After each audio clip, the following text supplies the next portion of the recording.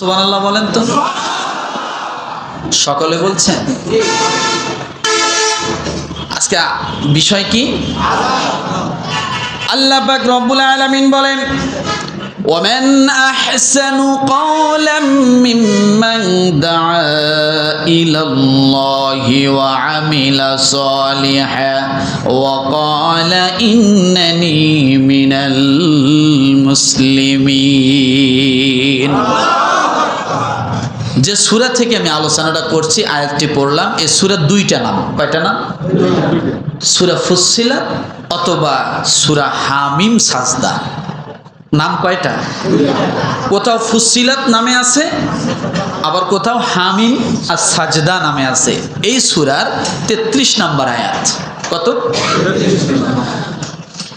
রব্বুল আলামিন এই আয়াতে ডাক দিয়ে বলেন, নবী আপনি আপনার উম্মতদেরকে জানায়া দেন, এই পৃথিবীর জমিনে মানুষ যত কথা বলে, মানুষের জবান থেকে যত কথা বাইর হয়, ভালো করে বোঝেন, মানুষ যত কথা বলে, মানুষের জবান থেকে যত কথা বাইর হয়, তার মধ্যে আমি আল্লাহর কাছে সবচাইতে প্রিয় বাক্য, প্রিয় জবান হলো ওইটা যে জবান দিয়া আমি আল্লাহর দিকে মানুষকে ডাকে।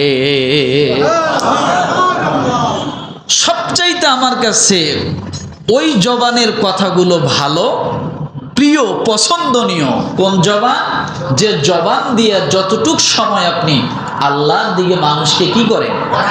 ডাকেন। وَمَنْ أَحْسَنُ قَوْلًا مِّمَّنْ دَعَا إِلَى اللَّهِ। যে ব্যক্তি, ওই ব্যক্তির কথার চেয়ে উত্তম কথা আর কার হতে পারে যে আমি আল্লাহর দিকে মানুষকে ডাকে। এরপরে আল্লাহ বলেন ওয়া আমিলা সলিহা, এবং নেক আমল করে। কি করে? ওয়া ক্বালা ইন্নানি মিনাল মুসলিমিন,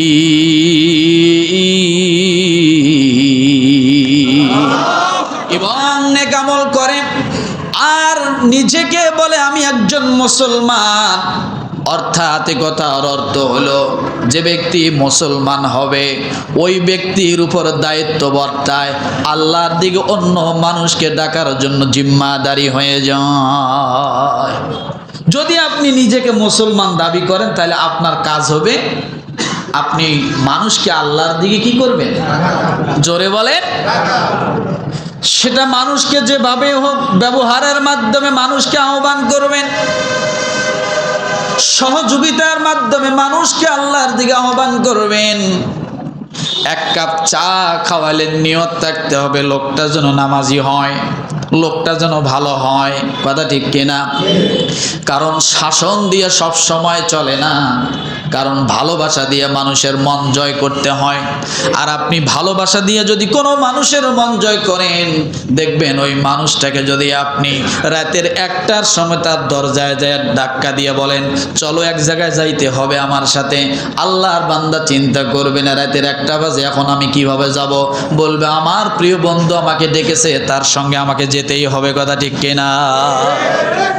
وَمَنْ أَحْسَنُ قَوْلًا مِّمَّنْ دَعَا إِلَى اللَّهِ وَعَمِلَ صَالِحًا وَقَالَ إِنَّنِي مِنَ الْمُسْلِمِينَ। তাহলে আলোচনার বিষয় কি? আজানের গুরুত্ব ও ফজিলত। বলেন, আজানের গুরুত্ব ও ফজিলত। আজান শব্দ কোরআনুল কারিমে 5 বার আসছে। সুবহানাল্লাহ। আজান শব্দ কোরআনে কতবার আসছে? সকলেই মাথা উঁচু করেন। খুব একটা ইম্পর্টেন্ট তথ্য দিব, সব জায়গায় পাওয়া যাবে না। আজান শব্দ কোরআনে 5 বার। চিন্তা করা যায়, আজানের শুরুতে কার নাম? এটা আজানের তথ্য দিচ্ছি, গভীর তথ্য। আজানের সাথে কিভাবে সম্পর্ক দেখেন। আজানের তথ্য হলো 1 নম্বরে আজান শুরু কার নাম দিয়া, শেষ কার নাম দিয়া? শেষটাও হলো আল্লাহর নাম। সবচাইতে বেশি ব্যবহার হয়েছে আজানের মধ্যে কার নাম? আল্লাহর নাম। এরপরে আজান শব্দ কোরআনুল কারিমে আসছে মোট 5 বার। কতবার? তাহলে কোরআনে যদি